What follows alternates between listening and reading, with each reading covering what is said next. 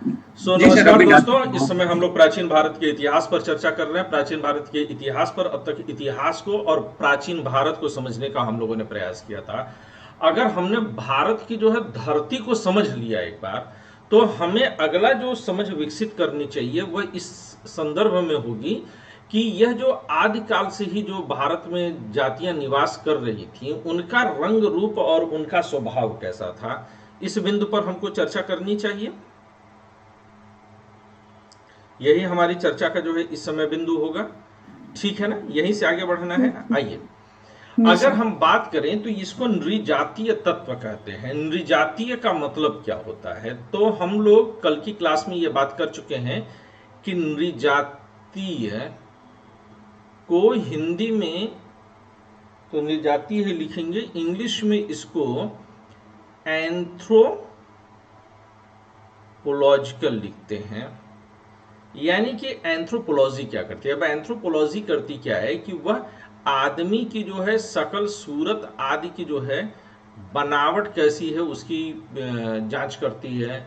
कोई लंबा, कहीं के लोग लंबे होते हैं, कहीं के लोग मोटे होते हैं, कहीं के लोग काले होते हैं, तो कहीं के लोग गोरे होते हैं, ऐसा क्यों होता है, और ये बनावट किस तरह से अन्य जो है तत्वों से संबंधित है, इस पर बात करते हैं। तो जब शुरुआती दौर के जो है भारत के बारे में चर्चा करते हैं, सिंधु घाटी सभ्यता से पहले भी तो भारत में मूल रूप से किस तरह के लोग बसे हुए थे, तो उनके जो है हम एंथ्रोपोलॉजिकल जो कैरेक्टर्स हैं, हम उनको सबसे पहले समझने की कोशिश करेंगे। तो आइए सबसे पहले उन एंथ्रोपोलॉजिकल कैरेक्टर्स को जो है हम समझें।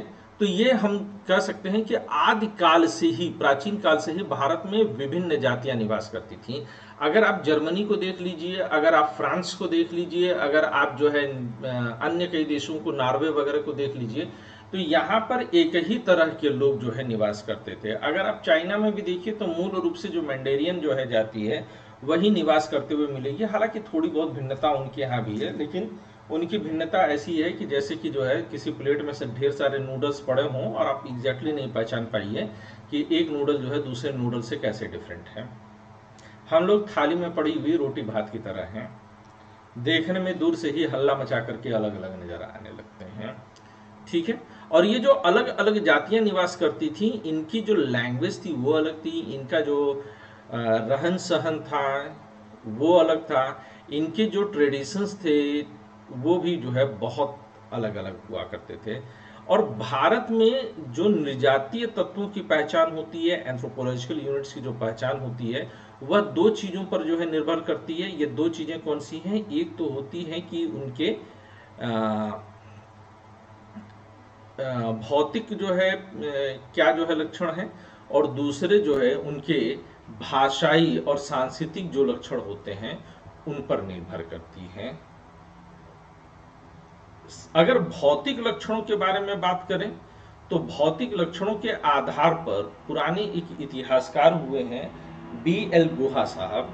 क्या नाम है इनका, बी एस गुहा, बी एल गुहा नहीं, बी एस गुहा। तो बी एस गुहा ने भारत की जो पुरानी जनजातियां थी उनको 6 भागों में विभाजित किया है। ये 6 भाग कौन कौन से हैं, जरा इनके नाम पढ़ने की हम लोग कोशिश करें। तो इनमें सबसे पहले आप नेग्रिटो को देखेंगे, नाम तुरंत रट जाइए। Number 1 Negrito, number 2 proto Australoid, तीसरा मंगोलियन, चौथा मेडिटेरेनियन या भूमध्य सागरीय, पांचवा पश्चिमी या वेस्टर्न ब्रेकाइसफेलस, और छठवां नार्डिक। ये 6 तरीके से जो है यहाँ पर इनका डिवीजन किया गया है। अब यहीं पर अगर आप आगे चलेंगे तो भाषा के आधार पर जो है प्रजातियों को 4 भागों में बांटा गया है। और ये 4 प्रजातियां कौन कौन सी हैं, तो भारत में जो मोटे तौर पर शुरुआत में जो भाषाएं बोली गई हैं उनमें से एक है ऑस्टिक, दूसरा द्रविडियन, तीसरा इंडो यूरोपियन, और चौथा तिब्बतो चाइनीज है। ये जो ऑस्टिक है ये मूल रूप से अगर आप देखेंगे तो पश्चिमी भारत में जो लैंग्वेज है वहाँ पर जो है डोमिनेट करती है। द्रविड़ ये जो पूरा का तमिल परिवार है, यानी कि तमिल, तेलुगु, कन्नड़, मलयालम, तो ये जो है दक्षिण भारत में बोली जाती है। इंडो यूरोपियन जो है वह उत्तर भारत में जो है बोली जाती है, और तिब्बतो चाइनीज जो है वो पूर्वोत्तर भारत में बोली जाती है।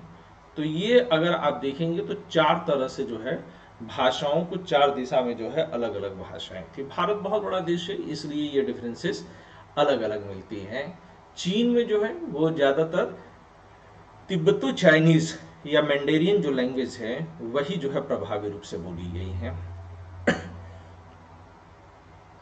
अब अगर नेग्रेटो को भी देखिए तो नेग्रेटो क्या है, तो यह भारत की सर्वाधिक प्राचीन प्रजाति रही है।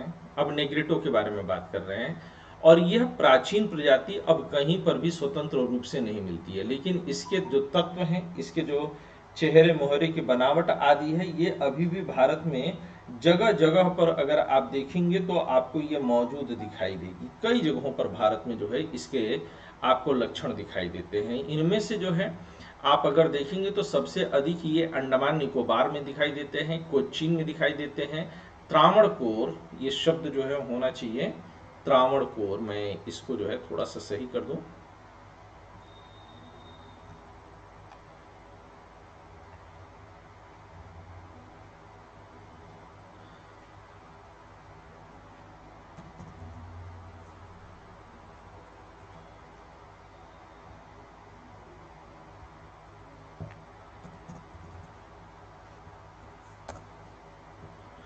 और ये अंडमान नहीं है, ये कौन सी जगह है, अंडमान, ठीक है।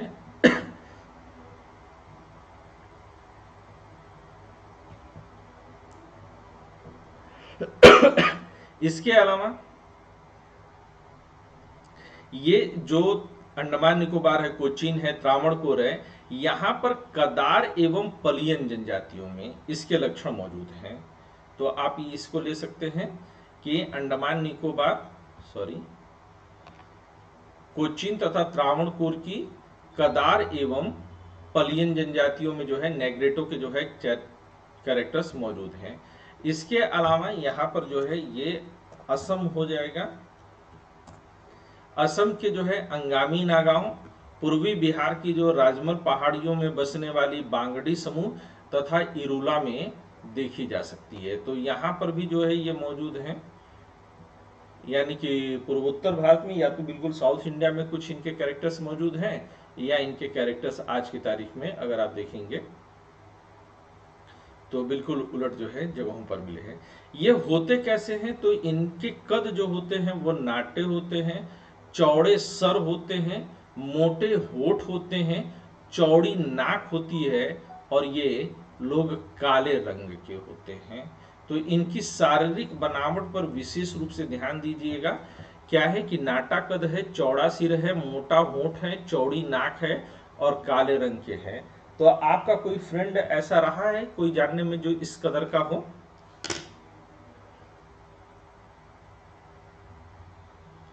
नहीं सर। आपका कोई दोस्त ऐसा नहीं है?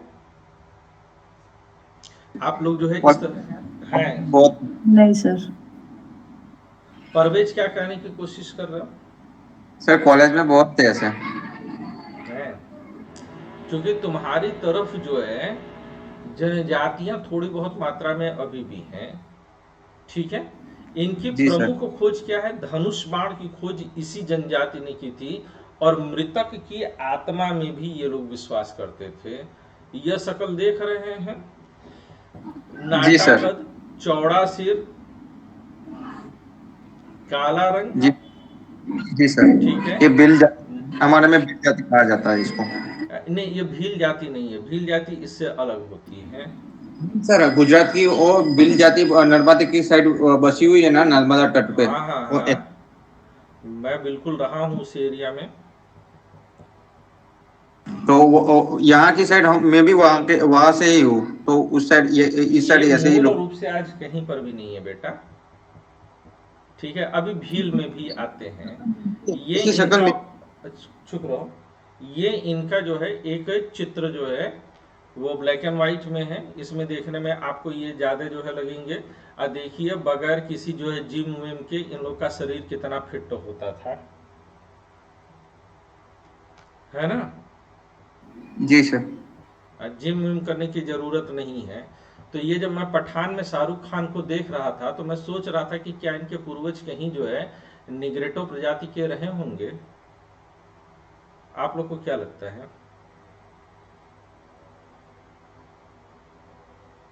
सर वो तो जिम का कमाल रहता है ना वहाँ पे। यस सर, हो सकता है सर। जिम का कमाल है कि ऊपर से रबर की कोई थैली वैली डाल करके बन जाते हैं ये लोग। मतलब मुझे पता नहीं है, पूछ रहा हूँ। सर कुछ लोग करते भी है, सुना है, लेकिन पक्का नहीं कह सकते, लेकिन कुछ तो जिम जाते ही हैं। और जो जाते हैं उनको हार्ट अटैक हो जाता है। काफी हद तक सर आजकल केस भी आ रहे हैं।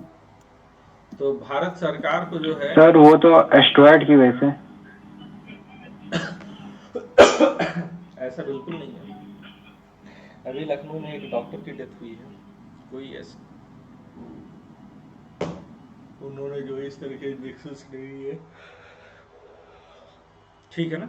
तो नाटा कद, चौड़ा सिर, मोटे होंठ, चौड़ी नाक और काले रंग के होते हैं। धनुष बाण और मृतक की आत्मा में ये लोग विश्वास करने वाले लोग होते हैं। नेग्रेटो क्लियर हो गए। अब आइए प्रोटो ऑस्ट्रेलाइड में। भारत की जो जनसंख्या है ज्यादातर इसी रूप में है। संस्कृत साहित्य में प्रोटो ऑस्ट्रेलाइड को निषाद कहा गया है। क्या कहा गया है? निषाद। निषाद कहा गया है।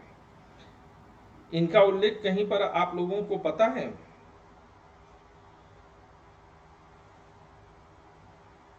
कहीं आप लोग को मिले हों? रामायण में सर, हैं? रामायण में सर भगवान राम को ये सरयू पार कराते हैं। निषाद है कि केवट है? केवट है तो निषाद जाति के हैं सर। केवट और निषाद एक ही जात के होते हैं। तो गुहराज निषाद क्या थे?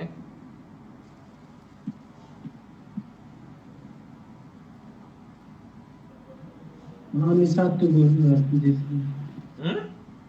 कंफ्यूजन में आ गया सर।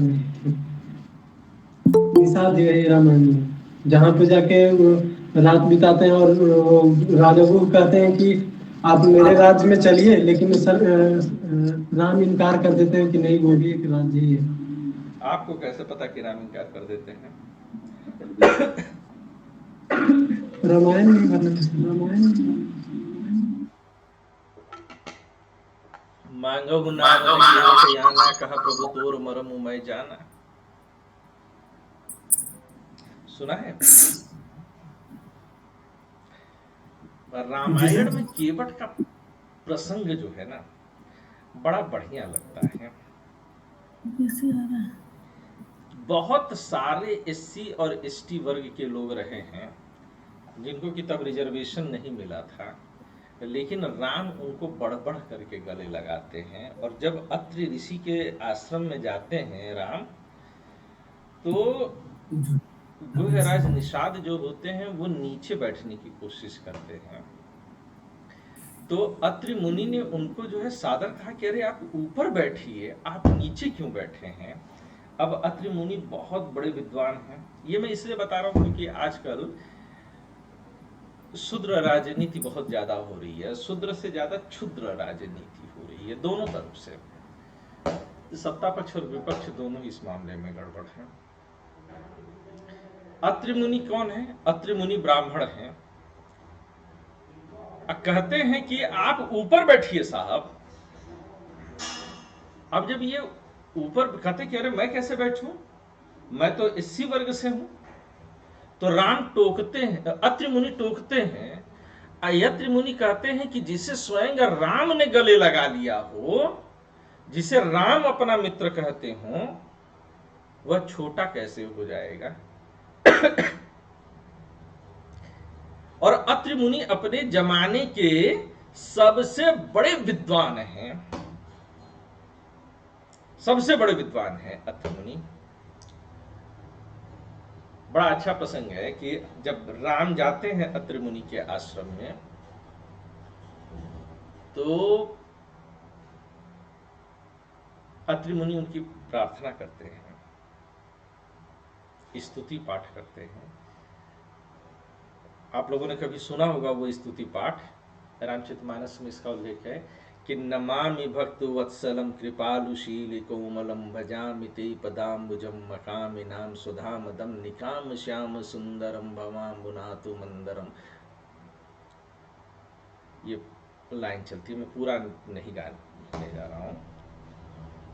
इसी में आगे चल करके जो है अत्रि मुनि कहते हैं कि प्रभो अप्रमेय वैभवम, कि हे प्रभु आपका वैभव, आपके गुण अप्रमेय हैं। अप्रमेय शब्द का मतलब क्या होता है, जरा कोई बताए तो मुझे।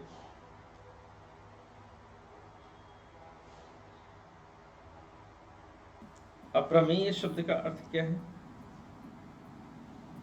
जिसको जाना नहीं जा सकता पूरी तो।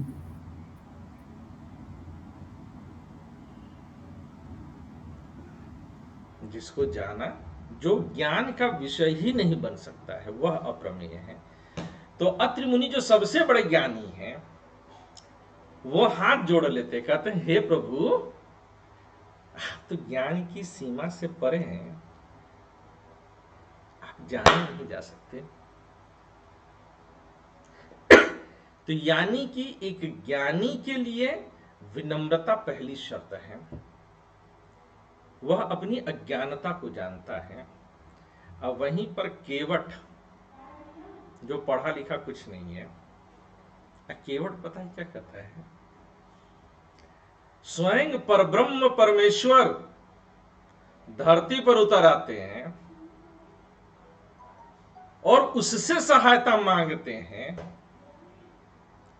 और वह केवट राम को मना कर देते हैं। पता है क्या बोलते हैं राम से?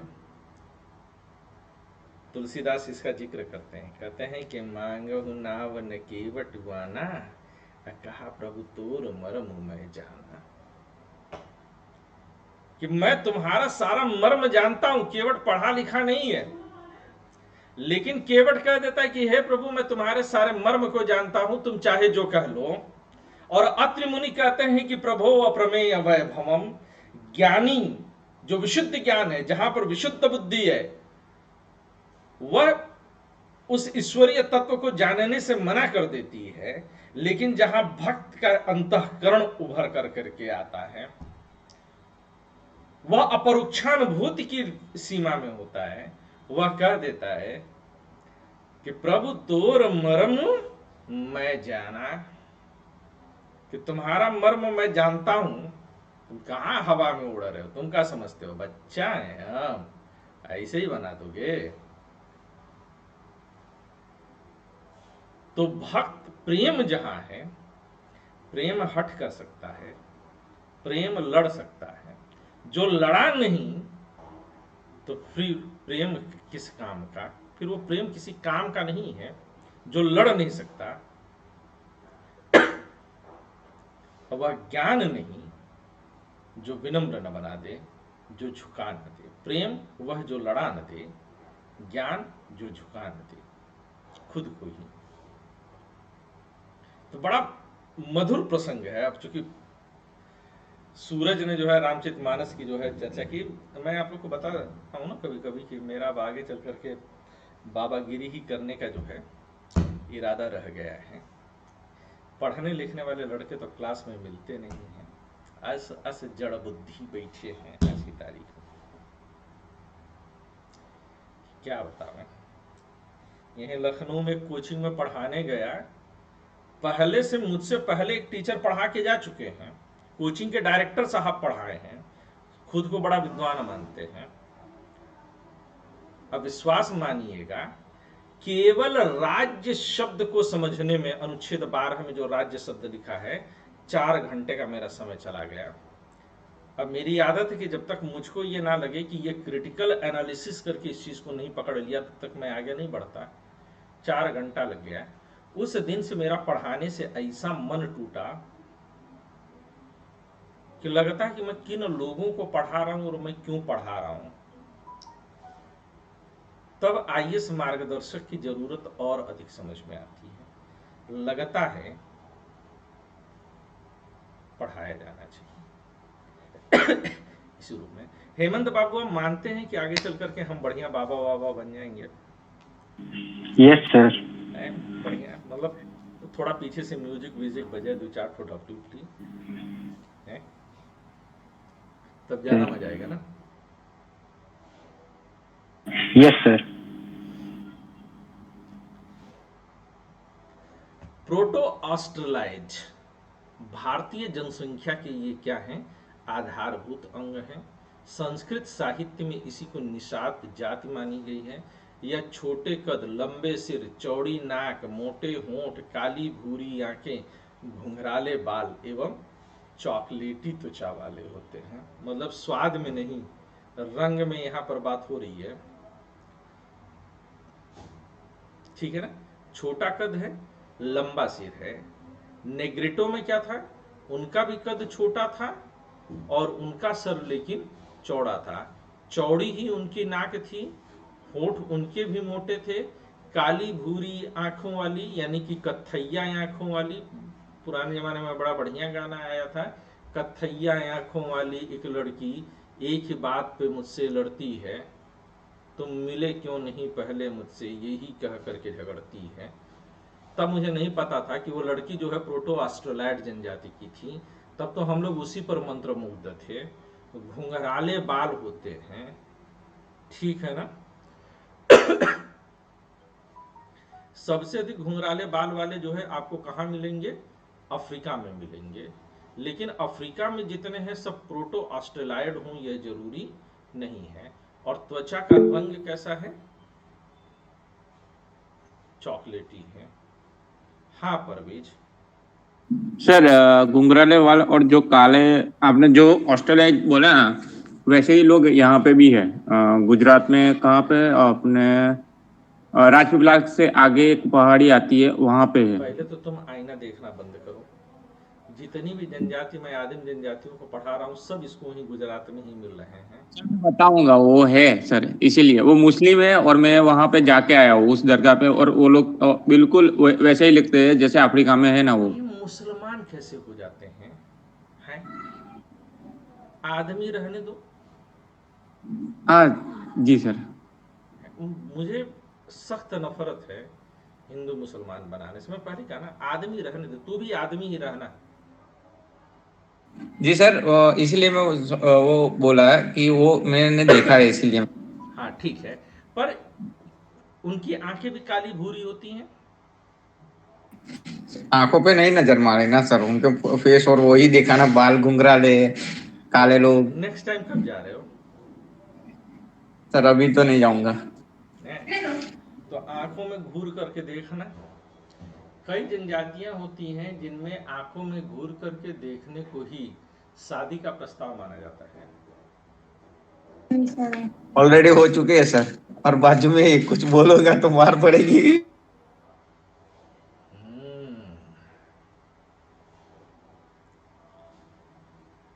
उन लोगों में एक औरत एक से ज्यादा पति रख सकती है। मोटे होंठ, चौड़ी नाक, ये सब का जो है कॉम्बिनेशन होता है। और त्वचा का रंग चॉकलेटी उन लोग का है कि काला है?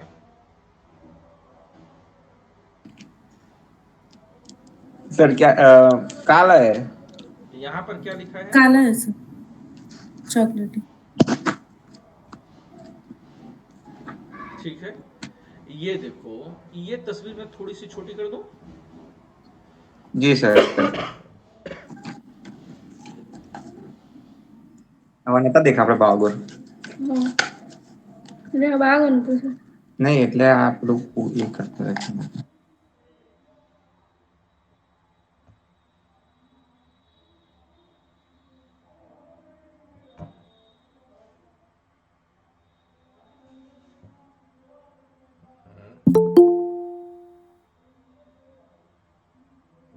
थोड़ा छोटा करते हैं इसको एक साथ ताकि नजर आ जाए। कुछ बेहतर हुआ? नजर आने लगा? जी सर। ऊपर उठा दें। अब कंपेयर करिए। ये देखिए, ये प्रोटो ऑस्ट्रेलाइड है। तो तुम जिन लोग को देख करके आए थे वो ऐसे ही थे? नहीं सर, ये पहले वाले थे जो नेग्रो बोलते हैं, वो वाले। हैं। गिरजेश सर को प्रणाम हो। तो ये निग्रेटोज हैं, ये प्रोटो ऑस्ट्रेलाइड हैं।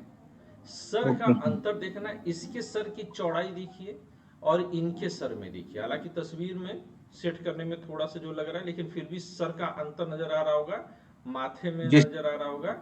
ये मंगोलायड हैं, चीनी जो है टाइप की होती है। जी सर। ठीक है ना, अंतर जो है जी। सबका समझते रहिएगा।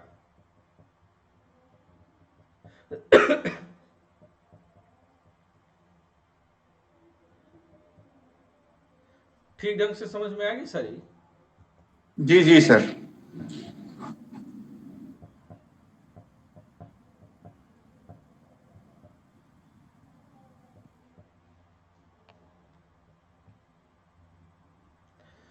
ये जो प्रोटो ऑस्ट्रेलाइड थे, इनको मृद भांड और कृषि का ज्ञान था। मृद भांड क्या होता है, कोई बताएगा? मिट्टी से बनाने वाले बर्तन। मिट्टी से बने हुए बर्तन। मृत मतलब मिट्टी, और भांड मतलब भांड शब्द का प्रयोग वस्तुतः दो जगह होता है। जी सर। कहाँ कहाँ होता है?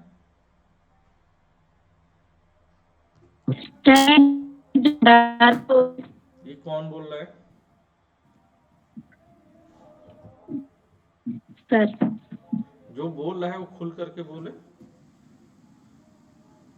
भांड शब्द का प्रयोग दो जगह होता है।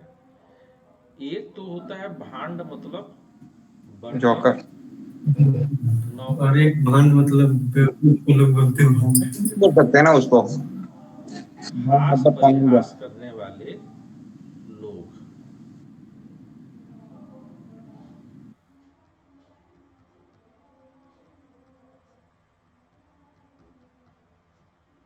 या जोकर। आजकल की तारीख में आप लोग जिनको हीरो समझते हैं ना, कि कौन कौन लोग, सलमान खान, शाहरुख खान, अक्षय कुमार, ये सब क्या हैं? ये सब भांड हैं, ये हीरो नहीं हैं। क्या हैं ये? भांड। भांड है। एक बार अमिताभ बच्चन से किसी ने पूछा था कि आप लोग राजनीतिक मुद्दों पर इतनी खामोशी क्यों रख लेते हैं, जबकि समाज पर आपका व्यापक असर पड़ता है। तो अमिताभ बच्चन ने उस टीवी इंटरव्यू में, मुझे लगता है कि आज से 10-12 साल पहले का होगा,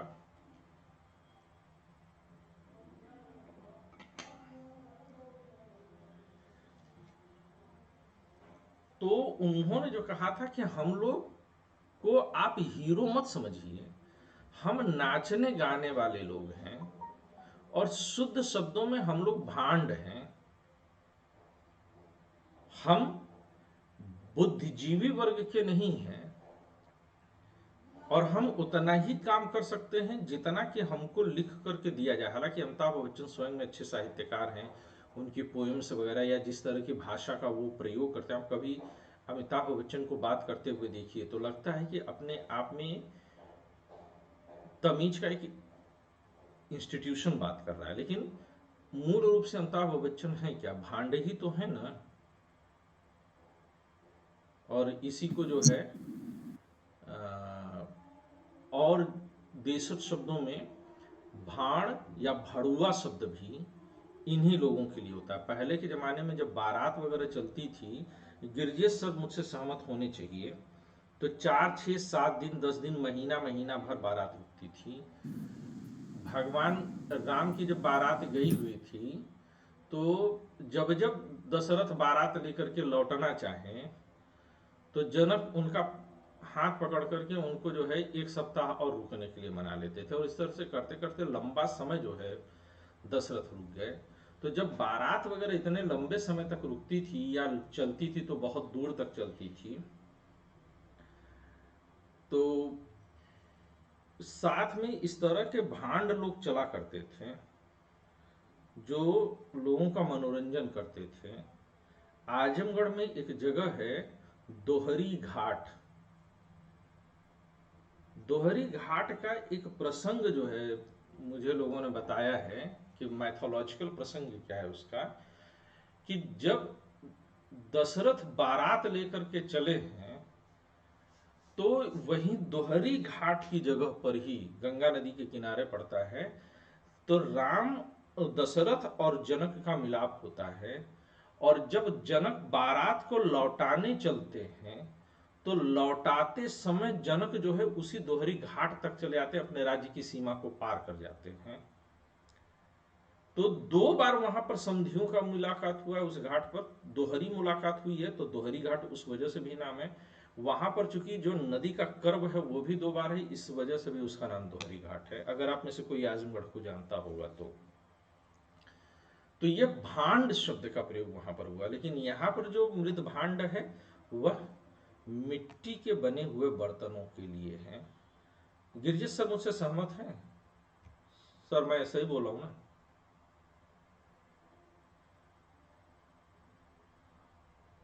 गिरजित सर क्लास में अगर आ जाते हैं तो मैं थोड़ा सा दबाव में आ जाता हूं।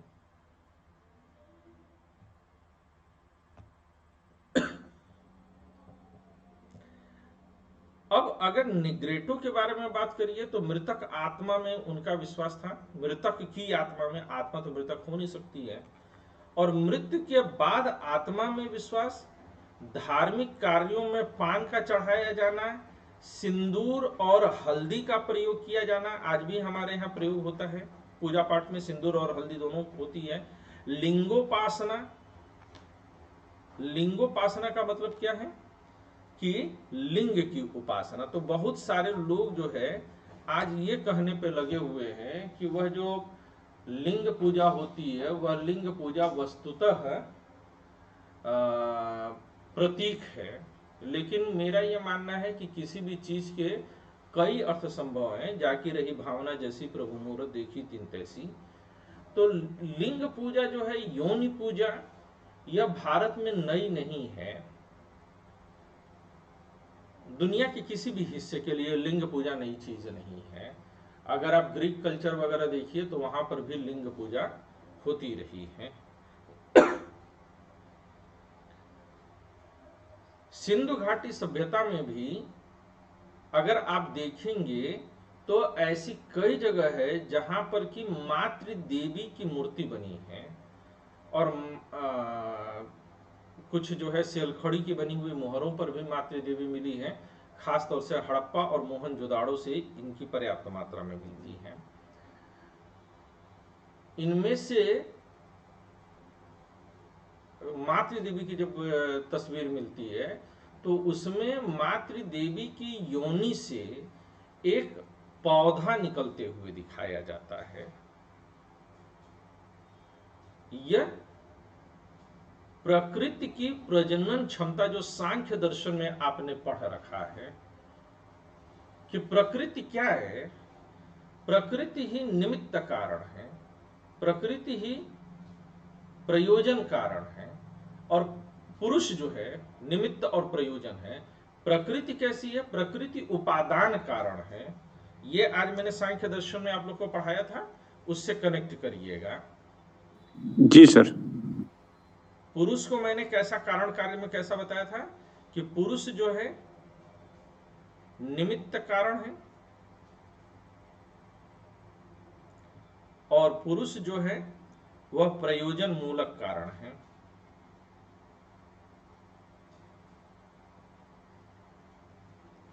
जबकि प्रकृति कैसी है? प्रकृति को उपादान कारण भी माना गया है।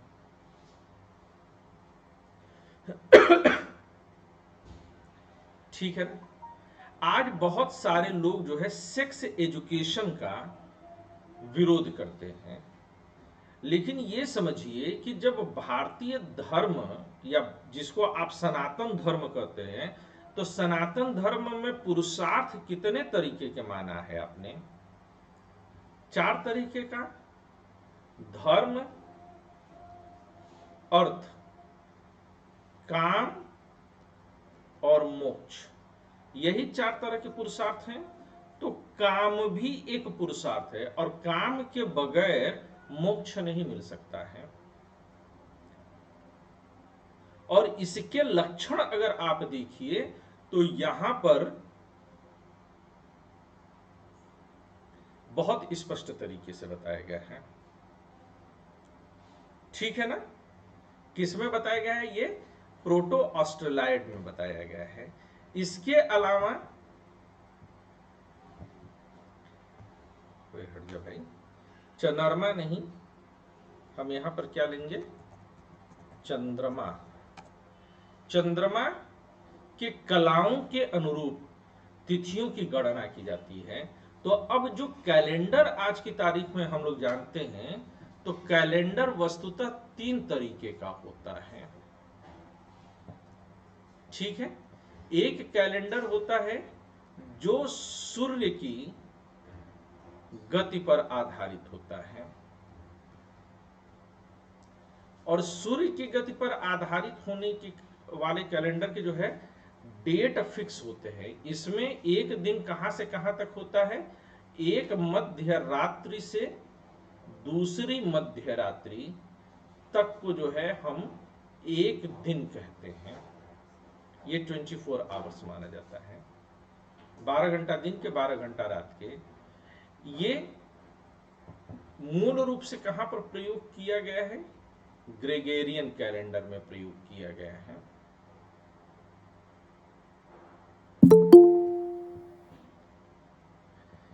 कौन लेट लतीफ आया भाई?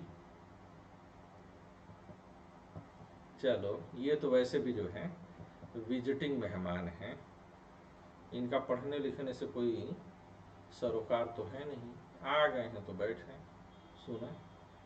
ये ग्रेगोरियन कैलेंडर है, ठीक बात है ना? दूसरा जो कैलेंडर आप देखते हैं वह चंद्रमा की गति पर आधारित है। किस पर आधारित है? चंद्रमा की गति पर। ठीक है?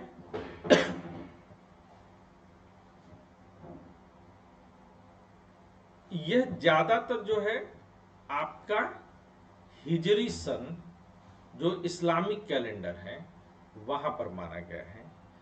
एक तीसरा कैलेंडर है जिसे कि आप हिंदू कैलेंडर कह सकते हैं, और ये कैलेंडर जो है, इसमें कई सारे कैलेंडर हैं। इसमें आप जो है विक्रम कैलेंडर ले सकते हैं, इसमें आप जो है गुप्त कैलेंडर ले सकते हैं, इसमें आप शक कैलेंडर ले सकते हैं। कई तरह के कैलेंडर्स हैं हमारे संविधान। हाँ सर, ये चंद्रमा की गति वाला कैलेंडर, इसका क्या कैसे है? इसमें चंद्रमा की गति पर निर्भर करता है, और कि सर वो रात से सुबह तक बस उतना ही? नहीं नहीं नहीं नहीं नहीं नहीं, चंद्रमा की एक दृष्टि से जब चंद्रमा एक बार नजर आता है, पहली बार जो है आसमान में नजर आता है, उसके बाद उसके अस्त होने से अगले दिन जब वह नजर आता है, तब तक को लेकर के जो है हम लेकर के चलते हैं इसमें। तो इसमें एक्चुअली में 2 भागों में चंद्रमा की गति के आधार पर बांट दिया जाता है। 15-15 दिन के आधार पर इसको 2 भागों में बांटा गया है। पहला 15 दिन जो होता है, इसको जो है कृष्ण पक्ष बोलते हैं, जब चंद्रमा दिखाई नहीं देता है, और दूसरा 15 दिन को जो है हम शुक्ल पक्ष बोलते हैं, जब चंद्रमा दिखाई देता है। Okay sir. अंधियारी और उजियारी, इसके आधार पर देखते हैं। अब अगर सूर्य की गति को देखें तो सूर्य जो है वह 360 अंश का जब चक्कर लगाता है, पूरा करता है धरती के सापेक्ष में, तो वह 12 अंश पर डे मूव करता है। ठीक है? ये चंद्रमा के संदर्भ में हम लेकर के चल रहे हैं, सूर्य और चंद्रमा के बीच सापेक्षिक गति। और जब चंद्रमा चलता है तो चंद्रमा जो है वह 13 अंश पर डे मूव करता है। सूर्य 12 अंश एक पॉइंट से मूव करेगा और चंद्रमा 13। इसीलिए जो चंद्रमा पर आधारित कैलेंडर होते हैं, विशुद्ध चंद्रमा की गति पर जो आधारित कैलेंडर होते हैं, उनमें महीना 28 दिन से कम ही का रहता है। मतलब 28 दिन से थोड़ा ज्यादा का ही रहता है, 30 दिन पूरा नहीं करता है। इसीलिए अगर आप कभी जो है मुसलमानों का ईद देखिए, तो अगर पिछली साल वह जुलाई में पड़ेगा तो इस साल जून में पड़ेगा, और अगली साल मई में पड़ेगा। उनका जो है साल भर में वह खिसकता जाता है, क्योंकि वह 365 दिन पूरा नहीं कर पाते हैं। तो सर इनका वो जैसे आपने बताया कि वो उल्टा ही चलता है ना, उल्टा पहले मतलब जैसे पहले जुलाई में आया, फिर जून में, फिर मई में। हाँ, तो अगर फिर जो है फिर दिसंबर में, फिर जनवरी में, तो ये इनका उल्टा नहीं चलता, क्योंकि ये जो है ग्रेगोरियन कैलेंडर के हिसाब से नहीं चलते ना, ये तो अपना हिजरी कैलेंडर मान करके चलते हैं, और उसमें यही ओके मूवमेंट सर। है। ठीक है, अब इसमें भी 15 दिन कृष्ण पक्ष के होते हैं और 15 दिन शुक्ल पक्ष के होते हैं। इसी को यूपी बिहार में अजोरिया और अनहरिया कह करके जानते हैं, यानी कि उजाले वाली रातें और अंधेरे वाली रातें, ये जो है जानी जाती हैं। अब जो भारत में कैलेंडर काउंट किए गए, भारत में जो कैलेंडर काउंट किया जाता है वह वस्तुतः कब से कब तक किया जाता है, तो यहां पर जो है सूर्योदय से, एक सूर्योदय से दूसरे सूर्योदय तक के बीच में एक तिथि होती है। कब से कब तक होती है? एक सूर्योदय से दूसरे सूर्योदय के बीच के समय को क्या बोलते हैं? एक तिथि बोलते हैं। ठीक है ना? और इसमें गणना करते समय सूर्य की भी गति देखी जाती है, सूर्य की सापेक्षता भी होती है, इसमें चंद्रमा की सापेक्षता भी होती है, और इसमें नक्षत्रों की स्थिति, नक्षत्रों का उदय भी देखते हैं। इसमें 3 चीजों का कैलकुलेशन होता है। इसीलिए हिंदू धर्म के जो त्योहार होते हैं, बड़े सारे लोगों की दिक्कत है कि ये आजकल पंडित जी लोग जो है ना बहुत बदमाश हो गया है जी। पंडित जी लोग क्या करता है कि कभी कहता है कि ये त्यौहार इस तारीख को है, तो कुछ पंडित कहता है इस तारीख को है। एक्चुअली में ये इस तारीख और उस तारीख का जो अंतर आता है, वो अंतर इसलिए आता है कि जो नक्षत्रों की गणना हुई है वह किस जगह पर बैठ करके हुई है। अब हिंदू धर्म में जो कैलेंडर, जो हिंदू कैलेंडर बोले जाते हैं, उनमें जो है लॉन्गिट्यूड और लैटिट्यूड का, यानी कि देशांतर और अक्षांशों का भी असर पड़ता है, कि अब कोई भी नक्षत्र जो होगा वह किस देशांतर और किस अक्षांश पर वह उदित हुआ है, उसको लेकर के तिथि की गणना की जाती है। इस वजह से हो सकता है कि 200 किलोमीटर पर वही तिथि अलग दिन पड़ जाए इंग्लिश कैलेंडर के, और 200 किलोमीटर के बाद वही तिथि जो है किसी और डेट पर पड़ जाए। अब होता क्या है कि टीवी पर देख करके जो है हम लोग जो है बताते हैं कि त्यौहार इस बजे से इतने बजे तक होनी चाहिए या इतने से इतने बजे तक शुभ मुहूर्त है, हम लोग जो है टीवी देख करके करते हैं। अगर वस्तुतः शुभ मुहूर्त की गणना की जाए तो हर एक जगह पर जो शुभ मुहूर्त आएगा वह अलग अलग समय पर आएगा। इसीलिए पहले लोग स्थानीय पंडितों से चर्चा करते थे। तो पहले पंडित वगैरह होते थे, पढ़ते थे। अब सब तो जो है मूर्ख हैं, उन सबको ये पता ही नहीं है कि ये तिथि की गणना हो। ऐसे ही निकाल के दे देते हैं। हाँ, अब तो जो है सॉफ्टवेयर वगैरह से निकाल ले रहे हैं।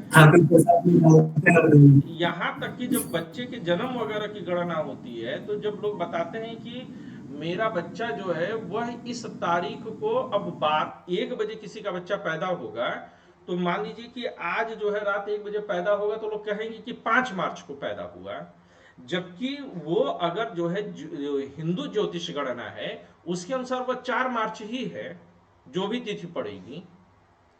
क्यों? क्योंकि रात से हमारे यहाँ कैलेंडर नहीं बदलते हैं, पर ज्योतिष में आज की तारीख में चाहे जो भी गणना करने बैठा हो, बड़ा से बड़ा पंडित बैठा हो, वह 5 मार्च की भी गणना कहां पर करेगा? 12 बजे के बाद, जबकि ये हमारे यहाँ संभव ही नहीं है। इसलिए जितने ज्योतिष लोग बैठे हैं ना, सब के सब उल्लू बना रहे हैं। तो ये 3 तरीके से कैलेंडर होता। मैं चाह रहा था कि आप लोग को कैलेंडरों का ज्ञान हो जाए।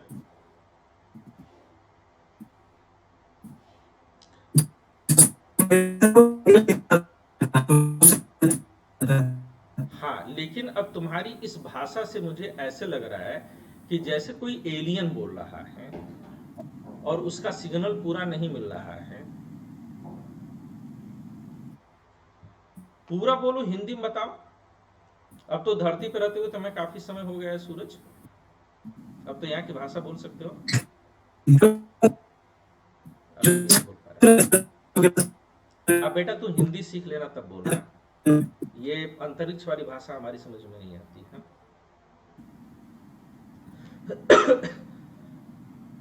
कैलेंडर आप लोग को इतना गहराई से समझने की आवश्यकता नहीं है, बस मैंने ये बताया कि चंद्रमा की कलाओं पर आधारित जो कैलेंडर होता है उसका मतलब क्या होता है।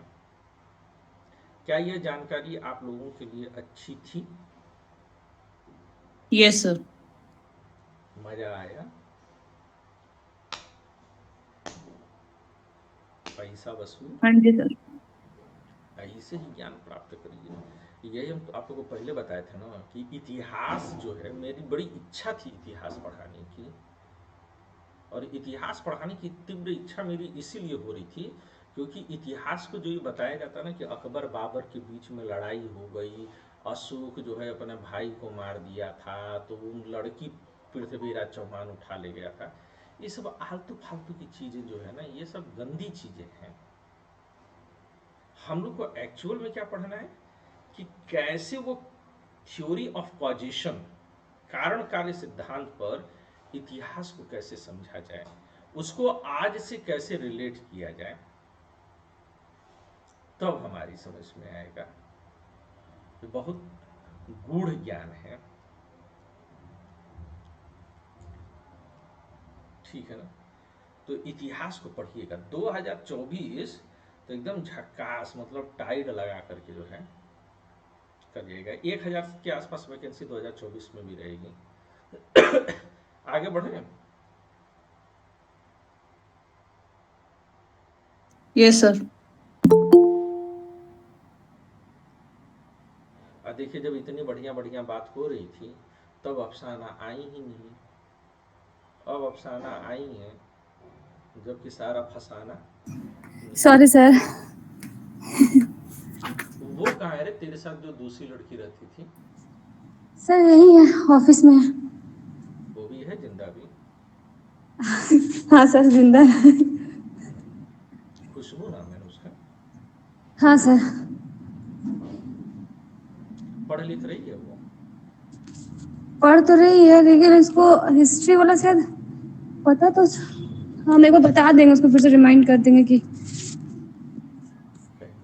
और सुबह ज्योग्राफी करती है? हाँ सर, ज्योग्राफी के लिए रहती है वो। कह दो हिस्ट्री पढ़े। आज की रिकॉर्डिंग अभी चली जाएगी, पिछली रिकॉर्डिंग आप लोग के पास आएगी, कह दो वेट करके पढ़ डाले, बहुत जबरदस्त मजा आएगा, है ना। जी सर। सत्येंद्र बाबू, यस सर। आपका तो हिस्ट्री कंप्लीट है ना? जी सर। तो ये सब तो आपको पहले से पता होगा ना? ऑप्शनल है सर मेरा, तो मैं इसको नहीं पढ़ा रहा, ये नहीं पढ़ा मैं, तुम्हारा ऑप्शनल क्या है सत्येंद्र? इसलिए तो पढ़ रहा हूँ इतिहास। तो तुम्हें तो ये सब और अच्छे से पता होगा। तो ये नहीं पता है। तो पढ़ो पढ़ो, मन लगा के पढ़ो, ठीक है। हाँ, कुछ बोल रहे हो? एक क्लास छूट गई थी सर, इसलिए वो नहीं पता है, तो मैं इसलिए सोचा क्लास ले लूं। ठीक है, चलो।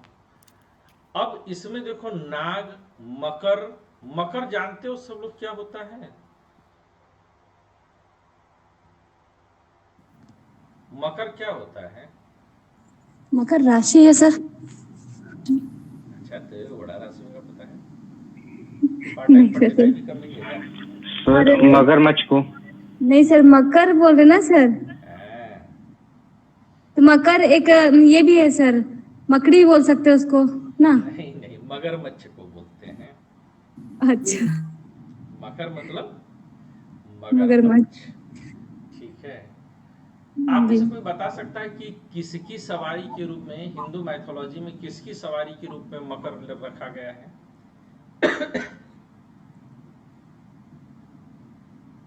ये नहीं बता?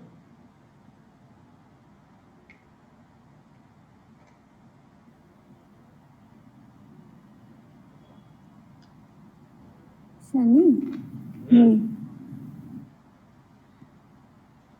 गंगा माई के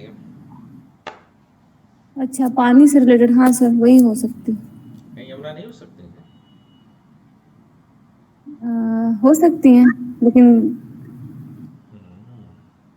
संभावना गंगा गंगा माई का है। गंगा जी का है। अच्छा, हमारे यहाँ देखिए इतना अदब तहजीब है कि हमारे यहाँ नदियों का नाम भी बिना जी लगाए नहीं लिया जाता है।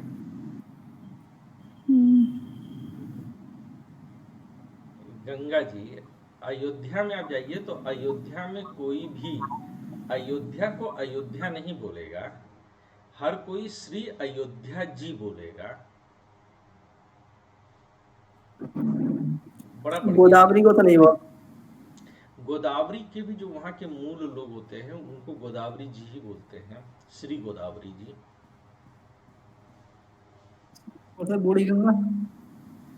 बूढ़ी गंगा भी लोग बोलते हैं, वो गंगा से कनेक्ट करते हैं। सर मकर तो नर्मदा का भी तो वाहन है, Narmada river. Yes, exactly, exactly है। गुड, मुझे याद नहीं था। तो नाग, मकर और हाथी आदि की पूजा के प्रारंभ का श्रेय किसको जाता है? प्रोटो ऑस्ट्रेलाइड्स को। Is that okay? Yes sir. अब आइए मंगोलाइड को। कहने की जरूरत नहीं कि मंगोलाइड्स कैसे होंगे। छोटी नाक होगी, पकौड़ी जैसी पक से उभरी होगी, ऊपर का जो है डंडा गायब होगा, मोटे होंठ होंगे, हैं, लंबे और चौड़े सिर होते हैं, और चेहरे का रंग जो है पीला और भूरा होता है। किसका माइक ऑन है भाई? किसका नाम मुराद का? ये मंगोलायड किस ओर से भारत में प्रवेश किए होंगे? तो पूरब की ओर से इस जनजाति ने भारत में प्रवेश किया होगा। इस प्रजाति के तत्व आज किसमें मिलते हैं? मीरी, नागा, बोडो, गोंड और भोटिया आदि जातियों में इसके लक्षण आज भी मिलते हैं। भाषा इसकी चीनी तिब्बती समूह से मिलती है।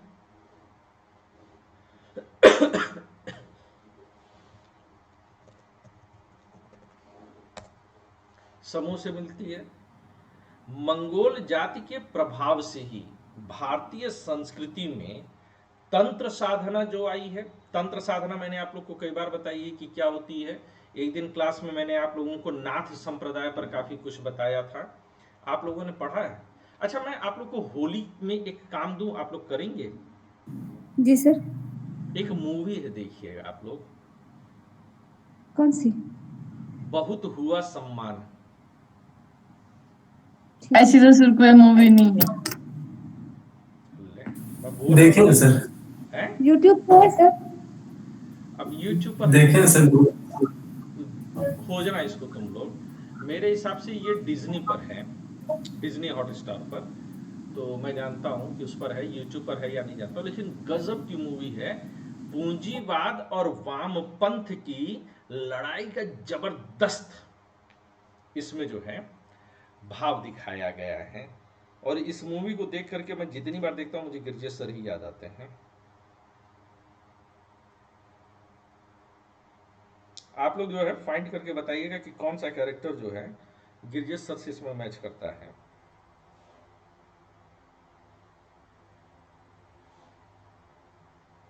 Okay sir.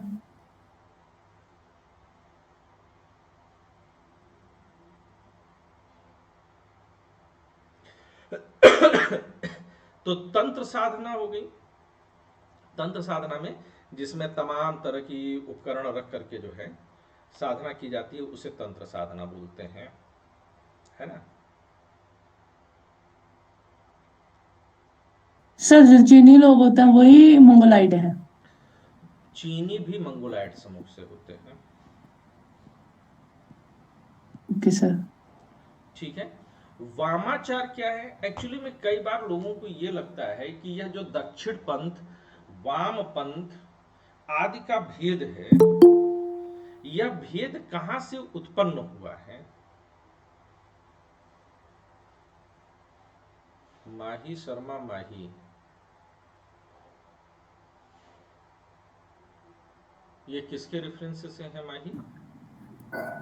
सर मेरे रेफरेंसेस से। Yes, I got.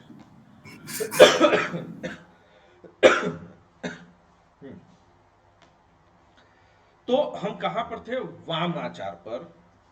तो बहुत सारे लोगों को ये कंफ्यूजन है। अच्छा, एक बात बताइएगा, माही भी पुलिस वाली हैं? जी सर। ये भी झारखंड से होंगी? जी सर। तो मतलब कभी झारखंड आवे तो हम पूरा सेफ रहेंगे। बिल्कुल सर। हैं, सब पुलिस वालियां जो हैं। अच्छा, झारखंड जाए तो पुलिस वालियां होंगी, और दिल्ली जाए तो पुलिस वाले होंगे। मतलब ठीक, हम लोग की टीचिंग का काम जो है बढ़िया है, पूरी टीम मौजूद होती है। दक्षिण पंथ और वाम पंथ का भेद लोगों को ये लगता है कि यह भेद जो है पश्चिम से लिया गया है। ज्यादातर दक्षिण पंथ और वाम पंथ का भेद जो है वह माना गया है कि वह आपके जो है फ्रांस के जो राजा का दरबार था वहां से लिया गया है। अभी जब 9-10 की हम हिस्ट्री पर आएंगे, कक्षा 9 और कक्षा 10 की हिस्ट्री पर, तो उसमें एनसीईआरटी का पेज दर पेज लेकर के चलूंगा। बहुत कमाल का लिखा हुआ है, वो जबरदस्त है वर्ल्ड हिस्ट्री के लिए। अभी तो मेरी इच्छा है कि आप लोग को ऐसे में पढ़ा के निकाल दूं। तो उसमें होता क्या था कि जब 14वीं शताब्दी के आसपास आकर के वहां पर जन जागरण हुआ और राजा और चर्च का विरोध शुरू हुआ, खासतौर से जो फ्रांस में। पीडीएफ नहीं दिख रहा है आपका? हम दिख रहे हैं ना? नहीं सर, रुका हुआ है आपका एक यूट्यूब वाला जो वीडियो आप शायद। तो तुम अपना फिर से ऑन करो, हम रुके नहीं हैं, हम चल रहे हैं ना जी। Yes sir. हाँ, हम में दोष नहीं है बेटा।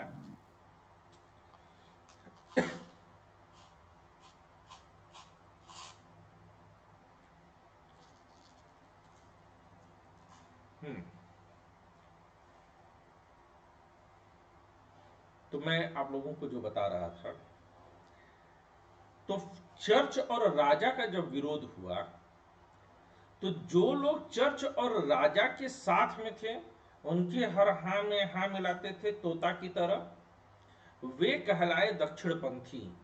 और जो चर्च और राजा का विरोध कर रहे थे वो कहलाए वामपंथी। ऐसा क्यों हुआ? जो हाँ में हाँ मिलाने वाले लोग थे उनको दाहिनी तरफ बैठा दिया गया, और जो विरोध करने वाले लोग थे उनको बाईं तरफ बैठा दिया गया। तो जो दाहिने हाथ की तरफ बैठे उनको दक्षिणपंथी, और जो बाएं हाथ की तरफ बैठे उनको जो है वामपंथी कहा गया। तो एक तरफ दक्षिणपंथी और एक तरफ वामपंथी। अफसाना अब मिल रहा है? सर आवाज तो आ रहा है लेकिन आपका पीडीएफ नहीं दिख रहा हमको। हम पीडीएफ अभी लगाए ही नहीं है बेटा, हमारा वीडियो चल रहा है। पीडीएफ हाँ सर, वीडियो भी नहीं दिख रहा है, कुछ प्रॉब्लम हो गया नेटवर्क में शायद, लेकिन आवाज आ रही है। हाँ, तो चलो, वैसे भी अगर पूरब दिशा में तुम अपने जो है इंस्ट्रूमेंट का मुंह करके बैठो अगर, है ना, और उसके ऊपर जो है एक कच्चा नारियल फोड़ दो पटक करके इंस्ट्रूमेंट पर ही, तो इस तरह की दिक्कतें दूर हो जाती हैं।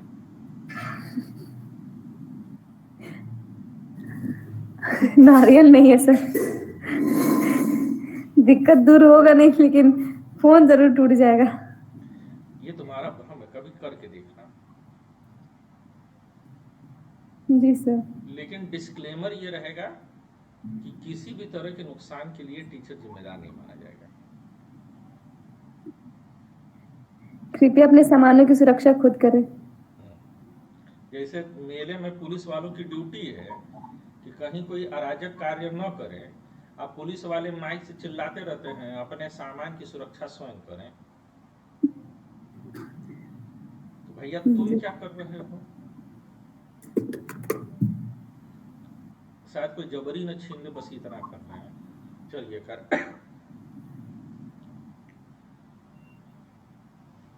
तो दक्षिण पंथ और वाम पंथ का भेद हुआ, लेकिन उससे बहुत पहले हिंदू माइथोलॉजी में भी ये दक्षिण पंथ और वाम पंथ का अंतर मिलता है। अगर आप कभी एलिफेंटा केव जाइए तो एलिफेंटा केव जाने पर आपको यह अंतर दिखाई देगा। वहां क्या होगा एलिफेंटा केव जाने पर, कि वहां पर एक तरफ भगवान शिव की जो है मूर्ति है, उसमें एक तरफ शांत चेहरा है जो दाहिने हाथ की तरफ है, और एक तरफ आग उगलता हुआ विभत्स चेहरा है। कहते हैं कि दक्षिण पंथ और वाम पंथ की शुरुआत यहीं से थी। भगवान शिव के बारे में यह माना जाता है कि भगवान शिव जो हैं वह उन चीजों को मूल्य प्रदान कर देते हैं, महत्व प्रदान कर देते हैं, जिन्हें समाज में प्रायः उपेक्षणीय माना जाता है। शमशान की भभूत हो, जमीन पर रेंगने वाला सांप हो, जो किसानों का जो किसानों का मित्र माना गया है, और उनके बेटे भगवान गणेश उसको महत्व प्रदान कर देते हैं जो किसानों का शत्रु माना गया है। यानी कि समाज में सबकी भूमिका है। चढ़ाएंगे क्या आप उनको, भगवान शिव को धतूर चढ़ाएंगे, जो कि कोई और पूछबे नहीं करे, भांग चढ़ा देंगे, क्योंकि उनकी भी अपनी मेडिसिनल वैल्यूज हैं, लेकिन वह समाज में सर्वग्राह्य नहीं है। जैसे भगवान कृष्ण को क्या चढ़ेगा,